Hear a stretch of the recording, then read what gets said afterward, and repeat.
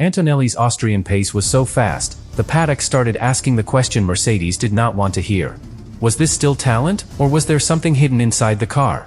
Because this was not just a strong Friday.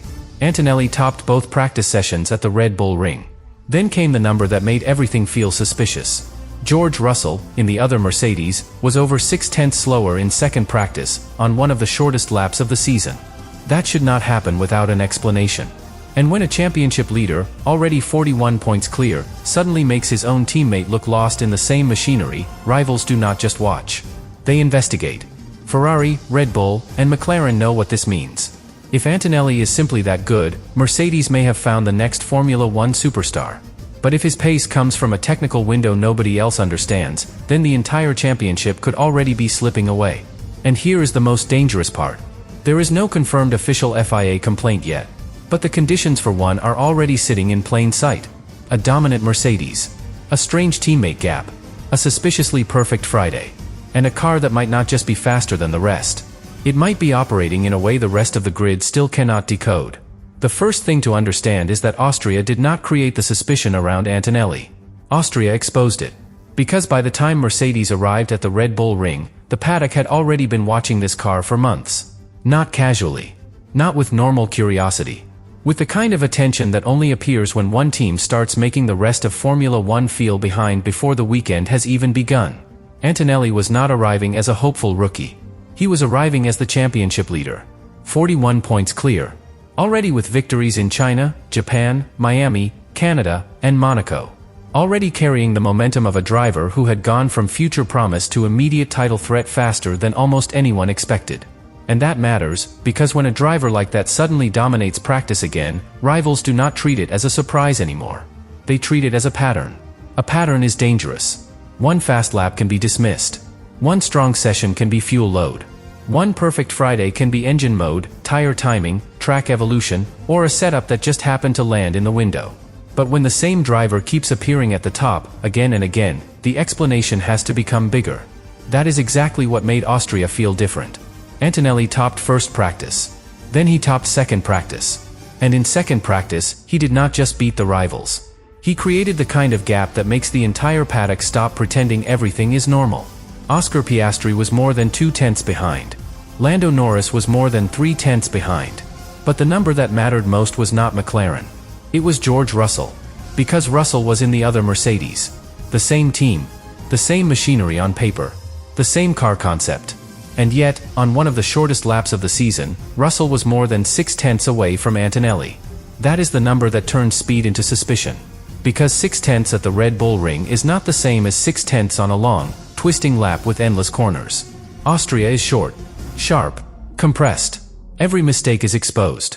Every advantage is amplified.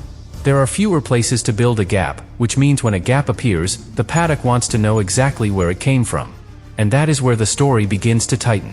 Because Russell is not an easy teammate to destroy. He is not slow. He is not inexperienced. He is not someone the paddock expects to be casually left behind without a reason. So when Antonelli sits at the top and Russell is that far back, the question changes. It is no longer only, how fast is the Mercedes? It becomes, what is happening on Antonelli's side of the garage? Was the setup better? Was the car in a perfect operating window? Was Russell dealing with a separate issue? Was Antonelli simply finding something in the new regulations that others could not feel? Or was Mercedes giving him a technical platform that made everything look easier than it should? That is the question rivals hate. Because it has no clean answer. And when Formula One does not have a clean answer, it starts investigating. Not always officially. Not at first. The first investigation happens inside rival garages. Engineers look at the speed traces. They compare sector times. They watch the car's body language through corners. They study throttle application. They listen to driver comments. They ask whether the Mercedes is gaining in a way that can be explained, or in a way that points toward something deeper. That is why the phrase official complaint is so powerful, even before any confirmed public protest exists. Because the source makes one thing clear. No verified public record confirms an official FIA complaint against Antonelli's Austrian pace at that point. But the conditions that create complaints were already there. Dominant pace. A strange teammate gap. A championship leader extending pressure. Rivals already uncomfortable with Mercedes' advantage under the new regulations. And a car that seemed to work in a way the rest of the grid had not fully decoded. That is how suspicion grows in Formula One. Not from one dramatic accusation. From a pile of details that becomes too heavy to ignore. A fast Mercedes in first practice. A faster Mercedes in second practice. A teammate gap that looks abnormal. A young driver making the car look calm. A championship lead that turns every 10th into a warning. And suddenly, the entire paddock begins asking the same thing. Is this just Antonelli? Or is this Mercedes? That is where the emotional pressure begins. Because if Antonelli is simply this good, then Formula One may be watching the arrival of a driver capable of controlling an era before his rivals are ready. But if Antonelli's pace is being amplified by a Mercedes technical window that nobody else understands, the threat is even bigger. Because a special driver can be challenged. A special car can be copied eventually. But a special driver in a special car, inside a regulation set that Mercedes may understand better than everyone else, that is how championships start to disappear. That is what the rivals were staring at in Austria. Not just a lap time. A possible future.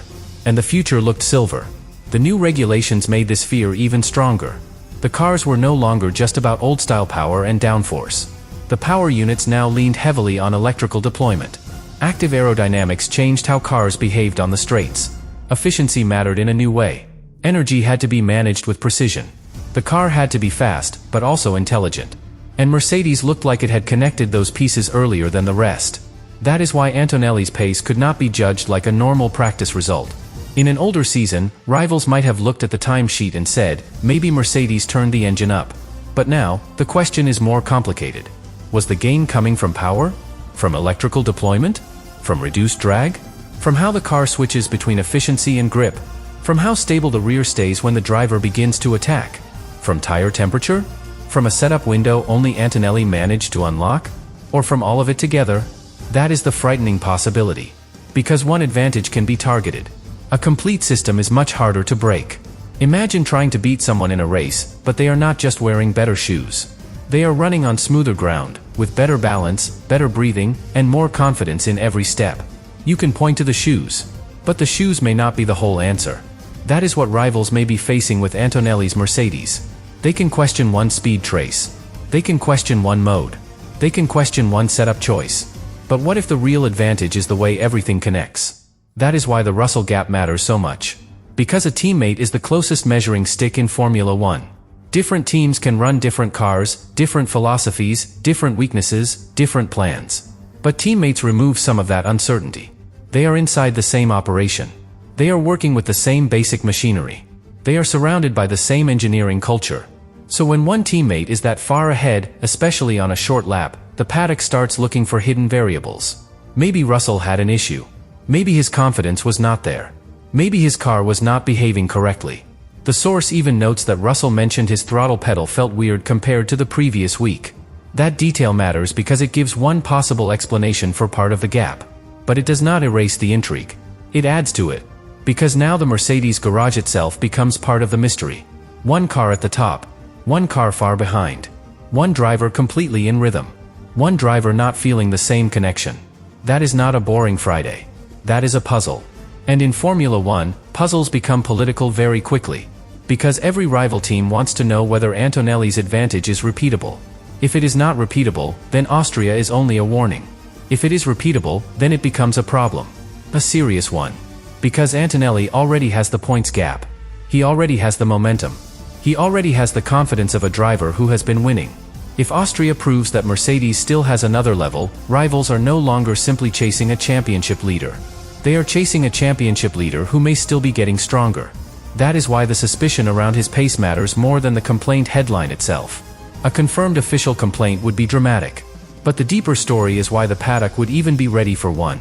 Nobody expects rival teams to stay quiet when a car looks this dominant under a new rule set.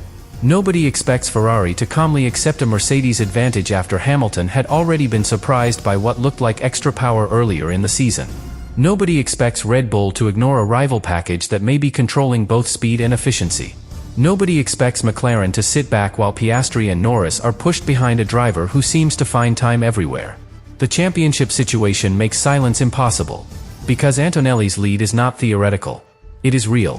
41 points means every weekend matters. Every 10th matters. Every sign of Mercedes' strength becomes urgent.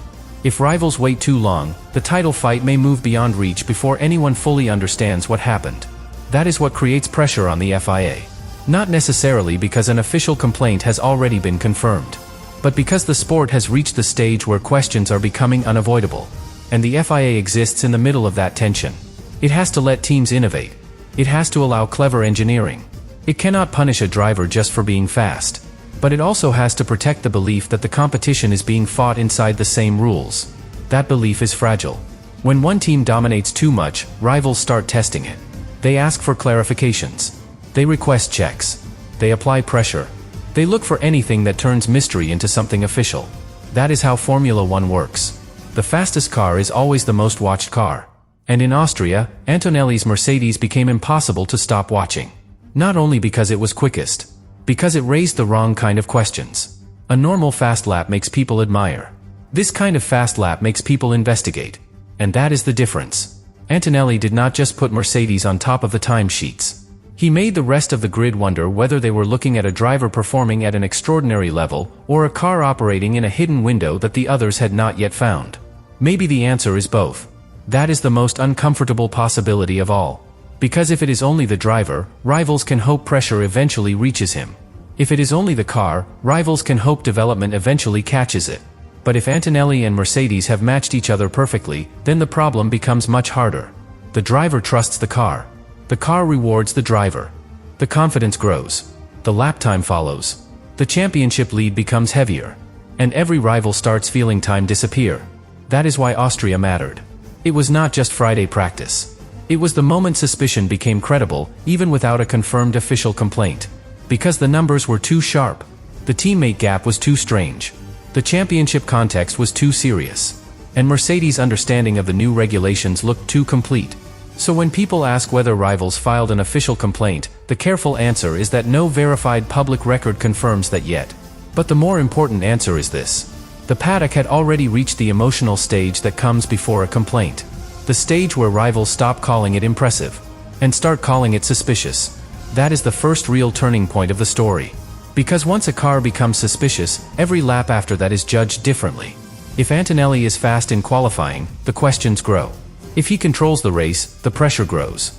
If Russell cannot close the gap, the mystery grows. And if Mercedes cannot provide a simple explanation, the pressure may eventually find its way to the governing body. That is why the Austrian pace was so dangerous. It was not just speed. It was speed without a satisfying explanation. And in Formula One, that is exactly how a technical storm begins.